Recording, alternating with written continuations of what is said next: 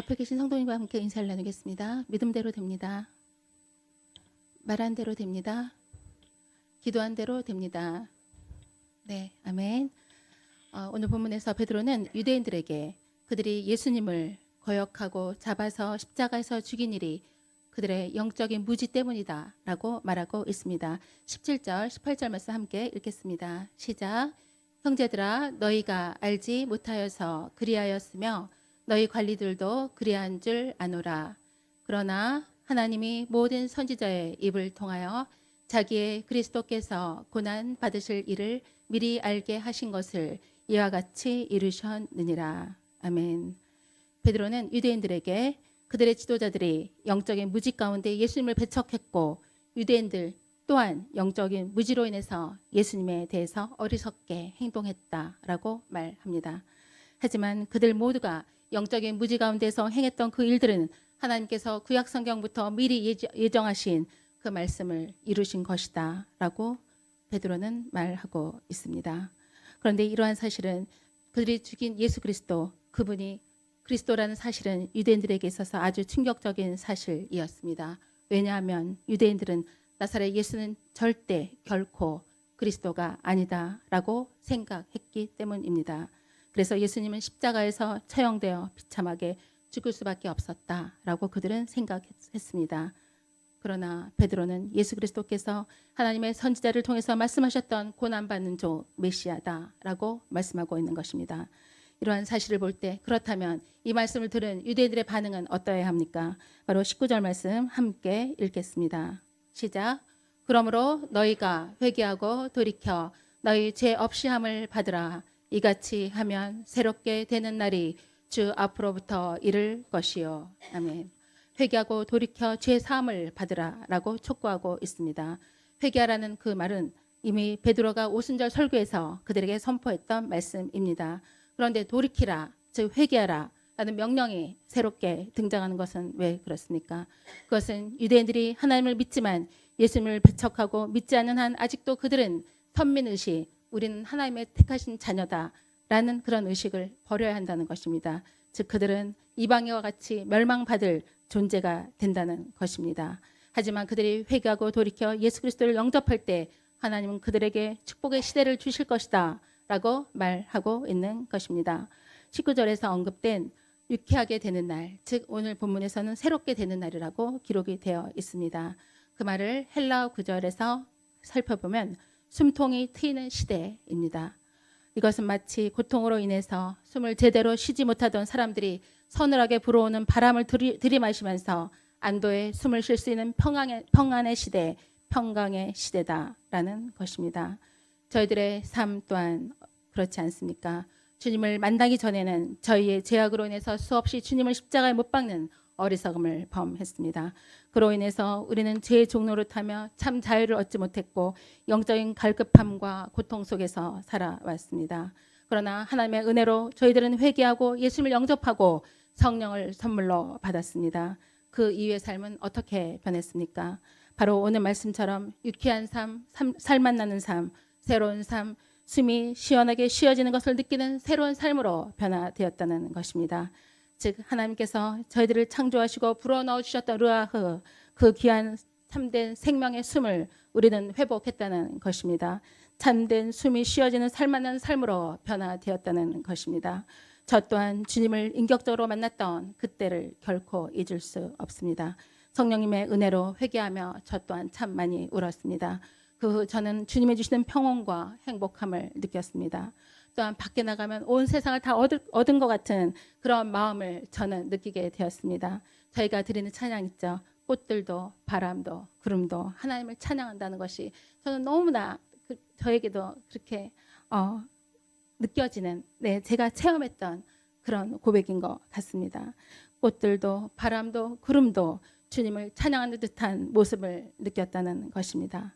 얼굴을 스치는 따스한 바람은 주님의 손길과도 같았습니다. 그저 감사의 눈물만 나왔습니다. 그때 감격이 있기에 지금까지 부족하지만 하나님을 경외하는 마음으로 살고자 노력하고 있는 것 같습니다. 그때의 경험은 제가 하나님 안에서 진정으로 회개하고 거듭났다는 것을 깨닫는 복된 시간이었습니다. 오늘 본문에서 베드로는 그들이 회개하고 죄 없이 함을 받는 그리하여 새롭게 되는 그 시대를 그는 20절에서 언급하고 있습니다. 20절 말씀 함께 읽겠습니다. 시작. 또 주께서 너희를 위하여 예정하신 그리스도 곧 예수를 보내시리니. 이 평안의 시대는 언제까지 지속이 될까요? 바로 우리 주님이 다시 오실 재림의 때까지 주님은 저희들에게 귀한 평안을 약속하셨습니다. 그 평안의 시대는 만물의 회복 시대와 일치합니다. 21절 말씀 함께 읽겠습니다. 시작. 하나님이 영원 전부터 거룩한 선지자들의 입을 통하여 말씀하신 바 만물을 회복하실 때까지는 하늘이 마땅히 그를 받아두리라. 베드로의 설교는 유대인들이 그의 말씀을 듣고 회개하여 예수님을 믿으면 이스라엘의 회복시대의 축복을 허락하실 것이다 라고 말씀하고 있는 것입니다. 만물을 회복하실 때까지 하늘이 마땅히 그를 받아둔다라는 것은 무슨 뜻일까요? 바로 만물을 회복하실 때까지 그리스도의 재림이 늦춰진다는 것입니다. 물론 주님이 오시는 그날과 그때는 누구만 아시죠? 네, 하나님만이 아시죠. 네, 선지자들이 말한 그 만물의 회복은 현재 사도들을 통해서 예수 그리스도의 복음을 전하는 그 선교 사역을 통해서 유대인들과 이방인들의 그 개종이 진행되고 있는 구원의 현재의 시대를 말하고 있는 것입니다. 저희 교회도 이와 같은 사명을 감당하고자 필리핀 선교, 낙도 선교를 통해서 또한 준비하며 가는 선교사, 보내는 선교사로 그곳에 하나님의 사랑을 전하고 있는 것이 아닙니까? 이와 같은 선교의 사명을 감당하는 초대교회의 역사를 기록하고 있는 것이 바로 사도행전입니다. 사도행전은 유대인들이 복음을 배척한 결과 복음이 이방인들에게 전파되는 그런 이방인들이 구원받는 모습을 기록한 것이 바로 사도행전입니다. 로마서 11장 11절에서 14절은 이렇게 말씀합니다. 한 절씩 교독하시겠습니다. 제가 먼저 11절 읽겠습니다. 그러므로 내가 말하노니 그들이 넘어지기까지 실족하였느냐? 그럴 수 없느니라. 그들이 넘어짐으로 구원이 이방인에게 이르러 이스라엘로 시기나게 함이니라.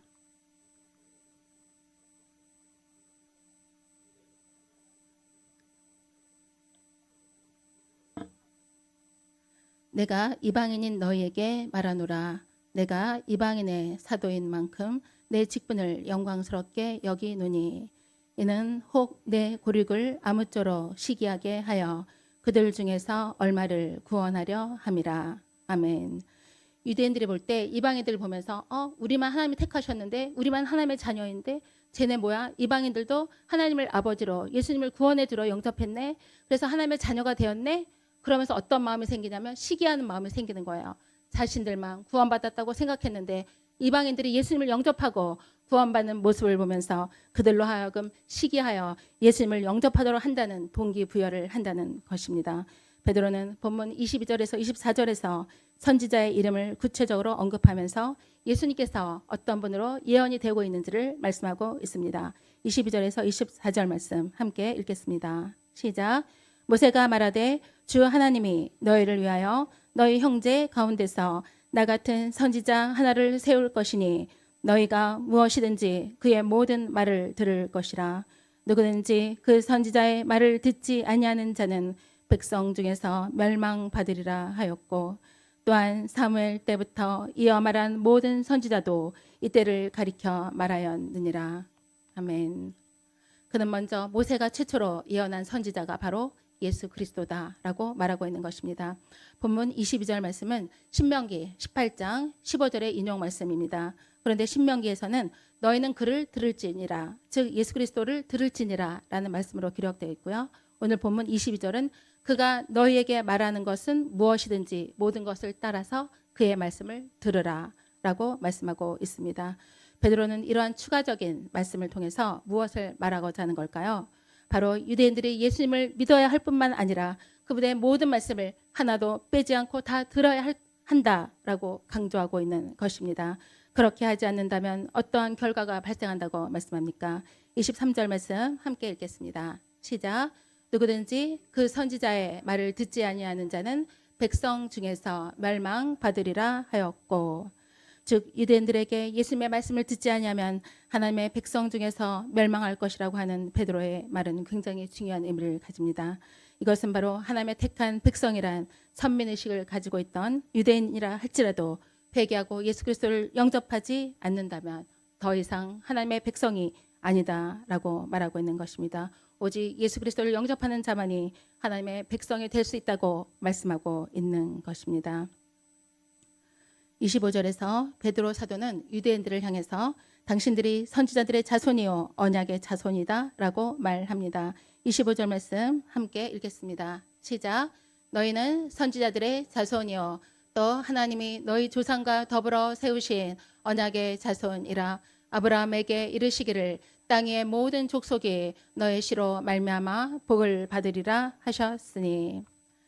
베드로는 먼데 있는 이방인이 아니라 바로 지금 베드로 자신의 설교를 듣고 있는 유대인들이 바로 구약에서 예언하였던 선지자들과 언약의 자손들이다라고 말하고 있습니다. 그렇다면 베드로는 왜 이것을 말하고 있습니까? 그것은 유대인들이 다른 어떤 사람들보다도 더 언약의 축복을 우선적으로 상속할 자라고 강조하기 위함입니다. 아브라함에게 주신 언약의 구체적인 축복은 무엇입니까? 땅의 모든 족속이 너의 씨를 인하여 복을 받는다라는 것입니다. 즉 모세와 같은 선지자로 오신 예수 그리스도가 땅의 모든 족속에게 복을 가져다 줄 아브라함의 씨임을 강조하고 있는 것입니다. 이어서 베드로는 그 종을 너희에게 먼저 보내셨다라고 말씀합니다. 26절 말씀 함께 읽겠습니다. 시작. 하나님이 그 종을 세워 복 주시려고 너희에게 먼저 보내사 너희로 하여금 돌이켜 각각 그 악함을 버리게 하셨느니라. 하나님이 그 종을 세우신 건 어떤 의미일까요? 바로 예수 그리스도가 부활하셨다는 것입니다. 부활하신 예수님은 누구에게 먼저 갔을까요? 유대인들에게 먼저 보내심을 받았습니다. 그 사건이 무엇입니까? 바로 오늘 본문 앞절에 있는 사도행전 3장 1절에서 10절 말씀, 성전 미문에 있던 안진뱅이가 베드로와 요한을 통해서 나사렛 예수 그리스도의 이름으로 치유받는 그 사건을 여기서 의미하고 있습니다. 사도행전 3장 16절 함께 읽겠습니다. 시작. 그 이름을 믿음으로 그 이름이 너희가 보고하는 이 사람을 성하게 하였나니 예수로 말미암아 난 믿음이 너희 모든 사람 앞에서 이같이 완전히 낫게 하였느니라. 아멘. 하나님은 이스라엘 민족을 너무너무 사랑하셨어요. 그래서 예수님을 누구에게 먼저 보내셨나요? 바로 유대인들에게 보내셨다는 것입니다. 나사렛 예수 그리스도의 그 이름, 그 권능을 바라볼 때 유대인들은 아, 예수님은 우리가 배척할 뿐이 아니라 바로 우리가 영접해야 할 그분 구세주구나 라는 것을 깨닫게 하기 위해서 예수님은 성전 미문에서 나사렛 예수 그리스도의 이름으로 그를 치료해 주신 것입니다. 이 놀라운 치유 사건을 통해서 유대인들이 예수님의 권세를 깨닫고 예수님을 믿도록 하고자 했던 하나님의 섭리라는 것입니다. 그리하여 그들로 하여금 그들의 죄악에서 돌아오게 하시기 위함입니다.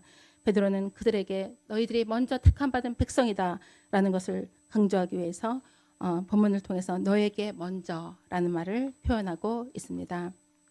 또한 이 축복은 유대인뿐만이 아니라 이방인에게도 하나님은 허락하실 것입니다. 그렇지만 시간적인 우선권은 유대인에게 있었다는 것입니다. 그리하여 베드로의 이러한 복음의 그 설교를 통해서 5천 명이나 예수님을 영접하게 되었습니다.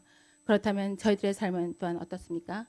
유대인들은 아브라함의 후손으로서 언약을 받았습니다. 그러나 우리는 이방인으로서 성령 안에서 하나님의 자녀로서 인침을 받고 예수님께 약속을 받은 존재입니다. 그러므로 우리는 확실히 하나님의 언약을 축복받은 하나님의 자녀입니다. 그러하기에 우리가 얼마나 복된 자녀인가를 우리는 결코 잊어서는 안 됩니다. 그리고 또한 우리는 하나님의 자녀, 하나님의 택하신 자녀라는 자부심을 가져야 합니다. 사랑하는 성도님들께서도 늘 이러한 자부심을 가지고 계신가요? 네, 아멘. 네, 그러신 것 같아요. 네, 새해가 밝았습니다. 이전 것은 지나갔으니 보라, 어떻게 됐죠? 새 것이 되었도다. 네, 그 말씀을 다시금 새겨봅니다. 저희들 또한 하나님의 사랑으로 예수님을 영접했습니다. 또한 하나님의 자녀가 되었습니다. 우리는 그 구원의 감격을 가지고 날마다 감사함으로 나아가야 합니다. 그러하기에 주님의 나를 사랑하는 자는 나의 계명을 지킨다 라는 말씀처럼 예수님의 말씀을 듣고 우리는 순종해야 합니다. 순종함으로 나아가면 축복, 불순종하면 멸망. 네, 신명기에 이렇게 말씀하고 있죠. 부모님들께서도 부모님 말씀에 순종하는 자녀가 사랑스러우십니까? 아니면 불순종하는 자녀가 사랑스러우십니까? 네, 당연히 부모님의 말씀에 순종하는 자녀가 사랑스러운 법입니다. 제 친구는 딸과 아들 일남 일녀를 두고 있습니다. 친구와 대화를 나누다가 유산 상속 얘기가 나왔어요. 그래도 제 친구가 하는 말이 자기는 자기 말을 잘 듣고 엄마 제가 엄마 모실게요 하는 자녀에게 그 유산을 다 준다고 얘기를 하는 거예요. 그 당시 그 친구는 재산이 많았는데 지금은 잘 모르겠습니다. 네, 그런 얘기를 들었습니다. 네, 하나님이 가장 기뻐하시는 게 뭘까요? 바로 하나님의 말씀에 순종하는 것입니다. 그러하기 위해서는 하나님의 뜻을 알아야 되겠죠. 하나님의 말씀을 알아야 합니다. 즉 하나님을 아는 지식에서 이제는 자라가야 한다는 것입니다. 사랑하는 부모님들께서 자녀를 낳았는데 자라지 않고 그 상태에 머물면 어때요? 네, 속이 터지죠. 너무 고통스럽죠. 마음이 아프죠. 마찬가지로 하나님께서 얘들아 내가 너희들에게 2020년도를 새로 주었다. 그렇다면 너희의 믿음도 자라가기를 원한다. 이렇게 말씀하시는 것 같아요. 네, 저부터 회개하면서 올해는 성경을 열심히 펴고 네, 읽고 기도하려고 애쓰고 있습니다. 우리가 새해를 맞이해서 육신의 나이가 한 살만 더 먹는 것이 아니라 우리 영적인 나이 예수 그리스도의 장성한 분량이 충만할 때까지 이르러야 함을 결단해야 합니다. 그러기 위해서 하나님의 말씀을 주야로 묵상해야 합니다. 하나님의 말씀을 듣고 읽고 쓰고 암송하고 묵상해야 한다는 것입니다. 왜냐하면 믿음은 들음에서 나며 들음은 그리스도의 말씀으로 말미암기 때문입니다. 그리할 때 우리는 예수 그리스도의 장성한 분량이 충만할 때까지 이르는 축복을 받을 것입니다. 하나님이 우리를 창조하신 목적이 무엇입니까? 바로 거룩을 향해서 하나의 영광을 드러내는 삶, 그리스도의 형상을 회복하는 삶을 주님은 원하십니다. 그리스도의 형상을 닮아가는 것은 그분의 거룩한 성품을 닮아간다는 것입니다. 우리는 성령 충만하여 예수님의 거룩한 그 본성에 참여해야 한다는 것입니다. 또한 내가 받은 그 사랑, 내가 받은 부활의 생명을 우리는 나누어야 합니다. 이 시대 우리 교회를 통해서 예수 그리스도의 그 복음을 전하는 아름다운 축복의 통로로 세워주신 하나님께 영광 돌립니다. 또한 예수님은 하나님 아버지와 나는 하나다라고 말씀하셨습니다. 또한 저희도 예수님과 하나입니다.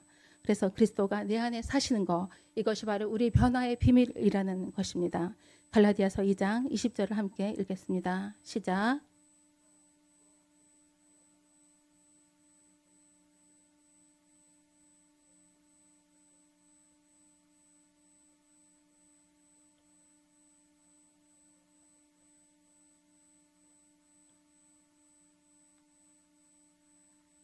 이제는 내가 주인이 아니라 우리 주님이 나의 주님이십니다.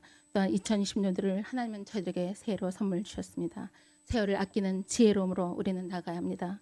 주님 앞에서 우리의 믿음의 기초를 든든히 세워져가는 2020년도가 되었으면 좋겠습니다. 하나님의 말씀과 기도를 통해서 거룩을 향해 나아가는 삶이 되었으면 좋겠습니다. 그래야 주님의 부르심 앞에 내가 누구를 보낼까 할 때 주님 제가 여기 있습니다. 저를 보내주십시오. 라고 주님 앞에 고백하는 저희들이 삶이 되었으면 좋겠습니다. 이러한 겸손함과 순종함으로 나아가시는 저와 사랑하는 성도님들의 삶이 되시기를 소망합니다. 아멘.